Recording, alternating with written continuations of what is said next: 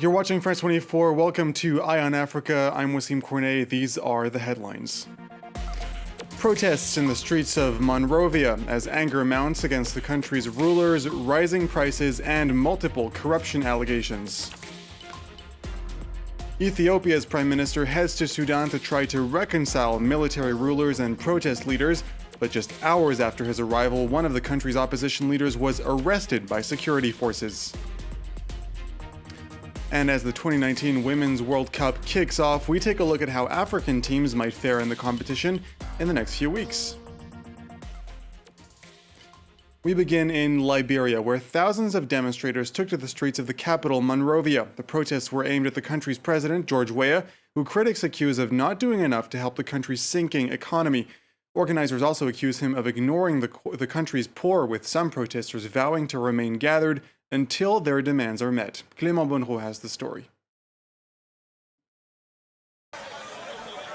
Anger and frustration on the streets of Monrovia as thousands massed on Capitol Hill to denounce rising prices in the country. Protesters say life in Liberia has become increasingly difficult.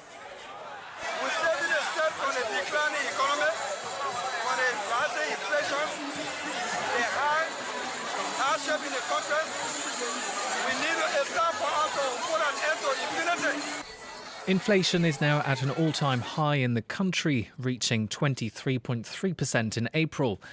It comes as the local currency has been losing value since 2017, now trading at $200 Liberian for just $1. Corruption is also a major source of public anger. This after revelations last year that $16 billion Liberian of freshly minted currency had disappeared from government coffers. President George Weah, who came into office in January 2018, had promised more transparency. Speaking on Thursday, the ex-football star vowed to listen to the concerns of protesters, but warned against threats to Liberia's stability.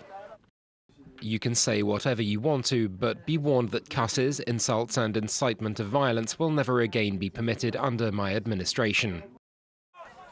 Western countries and the UN have also called for calm, fearing an escalation of violence in the country, 16 years after the end of a civil war that claimed over 250,000 lives.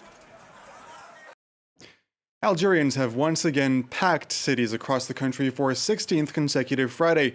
It's the first week of demonstrations since the end of the holy month of Ramadan and since the postponing of presidential elections scheduled for next month.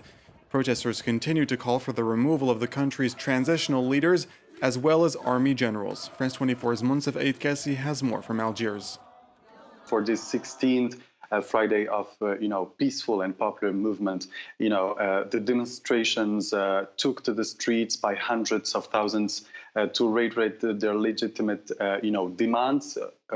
One of the demands is the departure of the whole system and a democratic transition, and also the organization of this democratic transition without the actual figures of the system. So this is the demand of the Algerian people today. And many have, put their hopes on a slow mobilization because of Eid celebrations, because since people leave Algiers to visit their families, but no, nothing happens, and hundreds of thousands of Algerian people took to the streets all over Algeria to demand the departure of the whole system and the organization of a democratic transition without acting President Abdelkader Ben Saleh, Prime Minister Nordin Bedoui, and all the people who are close to former President Abdelaziz Bouteflika. So the speech of Ben Saleh has been rejected today by the Algerian people. Yeah, you mentioned those protesters wanting a democratic transition. Over the past few weeks, protesters had criticized the July presidential elections, saying they cannot take place with the current system in place. Now that they've been postponed, what are the protesters saying? Because in addition of the demands I have just mentioned, the demonstrators gave a reply to Ben Saleh's speech, no to dialogue, mandatory transition. So this 16th Friday is marked by a desire, to achieve a democratic transition before talking about presidential elections. So this is what the people are asking today, and referring to Abdelkader Ben Saleh's speech yesterday, who called for a dialogue. So it's true, as you just said it is true that one of the demands of the Algerian people was the annulment of the presidential election, which has been applied, but the 3Bs are still there, and the Algerians say today that they have been betrayed by Army Chief General Ahmed Salah.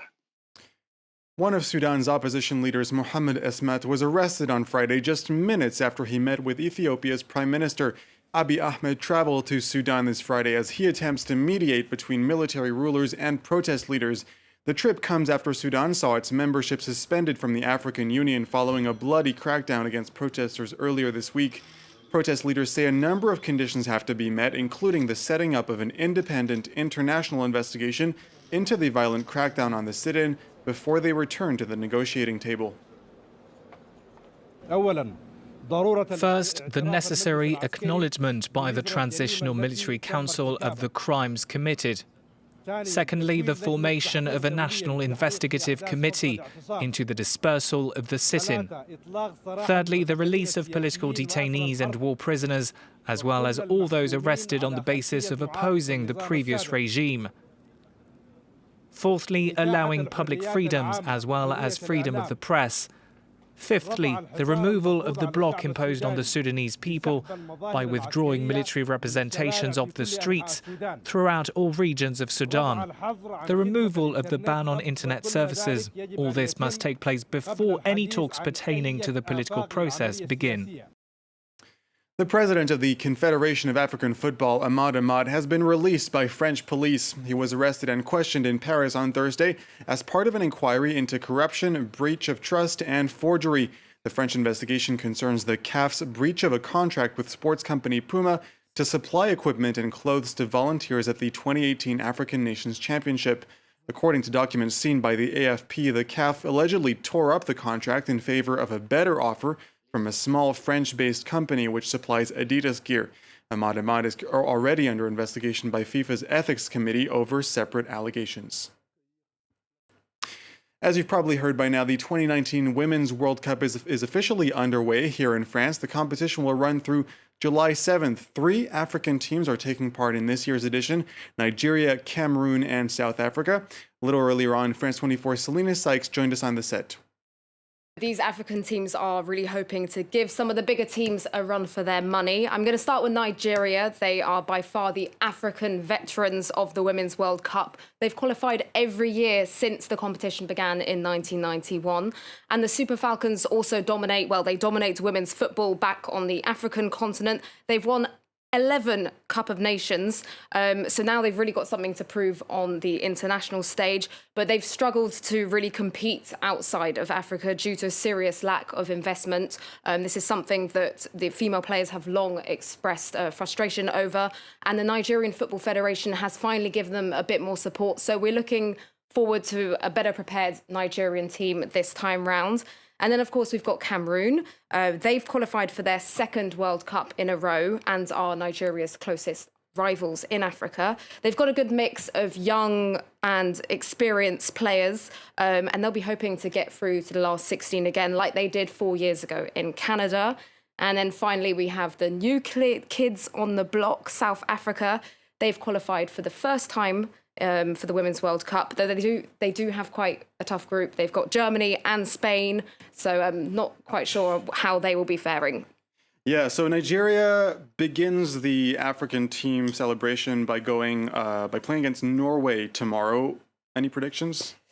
It's going to be a pretty tough first game for Nigeria. Norway are without the Ballon d'Or winner Ada Hegerberg, so that is a plus for the Super Falcons. But that said, Norway are a pretty solid team. They're a defensive side, though, so I reckon if Nigeria can slip in a first goal, that would really be a great start for them, and it's a big game for them to win. I think they need to win the first game. Yeah, and so in Nigeria, the veterans, and then South Africa, the newcomers. Realistically, how far do we think these teams are going to be going in the next few weeks? So I think Nigeria have a pretty good shot of getting through. They do have the host France in their group. They're doing pretty well in their opening game at the moment against South Korea. And, you know, if they do hit the ground running and get that win against Norway, I reckon they can make it out the group stages. And we shouldn't write off Cameroon either. They do have a pretty difficult group like Nigeria.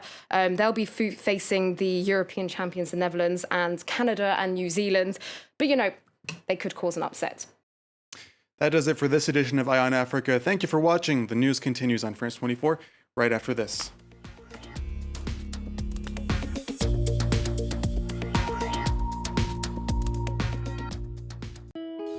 Sur France 24, la nuit, on est très fiers d'accompagner les Amériques dans leurs soirées, de voir l'Asie se réveiller, et on est là jusqu'à ce que Paris s'éveille. France 24 es más que solo noticias. Es libertad, igualdad y actualidad.